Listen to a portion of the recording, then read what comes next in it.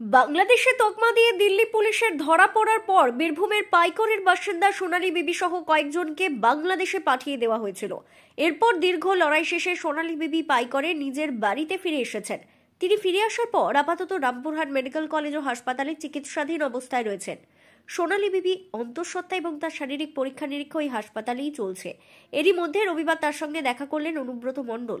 দেখা করার পাশাপাশি তিনি আশ্বাস দেন বাকি যারা বাংলাদেশে আটক রয়েছেন তারাও ফিরে আসবেন। সোনালী বিবি বাংলাদেশ থেকে ভারতে আসার অনুমতি পেলেও এখনও সেখানে তার স্বামী সহ 5 জন আটকে রয়েছেন। তাদেরকেও ফিরিয়ে আনার জন্য আইনানুগ ব্যবস্থা গ্রহণ করা হচ্ছে।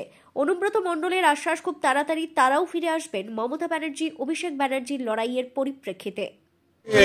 ওনারাও বললেন দিদি আছে, অভিষেক আছে, কোনো চিন্তার কারণ নেই, সবাইকে নিয়ে আসা হবে। ওনার স্বামী টামি যা আছে সব আবার ওরাও ফিরে আসবে এবং খুব খুশি দেখলাম এবং খুব ভালো আছে, সুস্থ আছে।